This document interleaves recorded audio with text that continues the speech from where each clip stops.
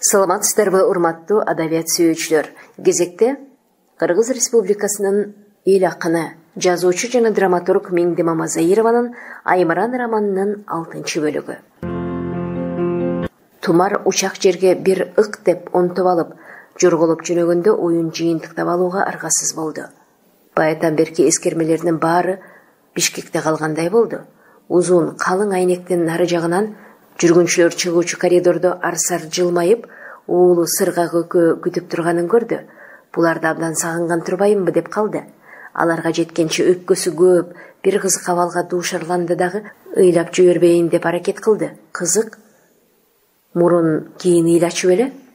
Элдин агымы менен жүрүп отуруп, дөңгөлөктүү чемоданын алып чыга беришке жеткенде уулу барбалаңдай келип, узун бою ийиле апасын кучактап калды. Небереси сыргактагы чоң апасынын колундагы чемоданын сабын кармай калып, "Чоң апа, бул сөздөн башка кыргызча билбейт эле" деп келип, ал боюн урду. Үчөө кыйлага кучакташып, өбүшүп, жытташып туруп калышты. "Тумар Нурадиловна, бул эмне кылганыңыз?" Арсар жарктей күлдү. "Кечете неге кабарлап койбодуңуз? Кокус СМСиңизди окубай калсам эмне болмок?" "Эчтеке болмок эмес, адрес такси деген бар. Анча-мынча тил билем, өзүм деле жетип алмакмын." Тамашалай сүйлөдү. Назардын эле өзү, бою дагы, кебете кешпири да окшоп баратыптыр, деп алды ичинен. Апасынын ойлоно калганын көргөн Арсар: "Мама, тынччылыкпы? Кабарсыз келбейт элеңиз?" "СМСимчи? Бир ооз чалып койсоңуз эмне?" "Биякта чоң конференция болот окшойт, ошого катышканы келдим. Өзүңөр тынчсыңарбы?" "Соня университетиндеби?" Бул Тумардын камдап алган алгаш жолукканда айтчу сөздөрү болчу. Баласы анча маани берген жок, мындай командировкаларга келип эле жүргөн эмеспи.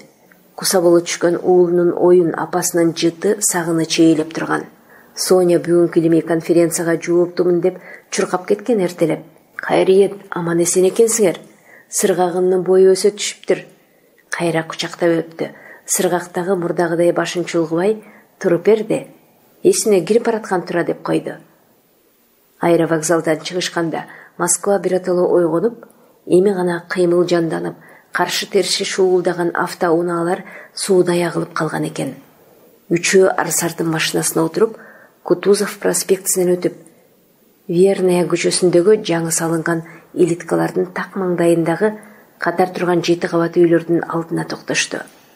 Булар эски СССРдин убагында мыкты деген акыркы үйлөрдөн эле. Эски болгону менен чылк кызыл кыштан тургузулган кенен, бышык, бакка чүмкөлгөн, бардык шарты келишкен жылуу үйлөр. Мындан 10 жылда илгери апасынын жардамы менен өздөрүнүн жыйган терген акчаларын кошуп, канча бир миллион рубльге сатып алышкан. Бир аз эле нарыраактан күнүгө кадимки эл атасы Сталин жөө басчу көчө көрүнүп турат дешчү. Эми азыр өзгөргөн. Арсар апасы экөө эрте мененки чайды бирге ичишти. "Бүгүн эч жака барбайм" деген соң, "Эс ала туруңуз, мүмкүн болушунча эрте келем" деп кызматына кетти. Сыргак мектебине жолдон түшүп калган.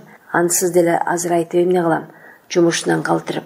Биротоло кечинде сүйлөшөбүз деген Тумар чай-пай ичкен соң, мейман бөлмөгө кирип диванга жата кетти. Оюнда уктап эс алып, боло турган ишти кечинде талкуулайбыз дейт.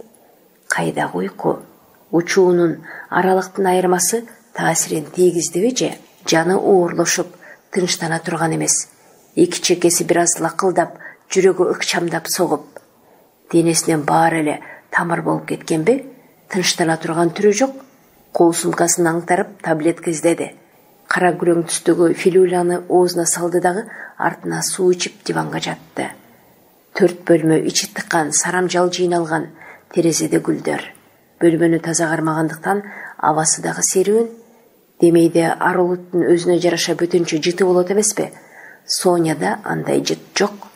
Муну эбактан бери эле байкайм деп алды ичинен Тумар. Келини жашоо ритм убактысынын тардыгына карабай, үйдү мизилдете кармагандыгына ыраазы боло көңүлү тынчыган. Арсарга төп келген, мыкты аял болуп чыкканына ыраазы. Орустугу деле билинбей көнүп калган. Жакшы адам улутуна карабайбы? Бирок баары бир кыргыз болсо эмне? Той топурда салт санааны билбей өзү эле кыйналат, башкага да ыңгайсыз кээде. Сиздер Кыргыз Республикасынын эл акыны, жазуучу жана драматург Меңде Мамазаированын Аймыран романынын 6 бөлүгүн уктуңуздар. Окуган Кипариса Сурахманова, чыгарманын уландысы кийинки чыгарылыштарда.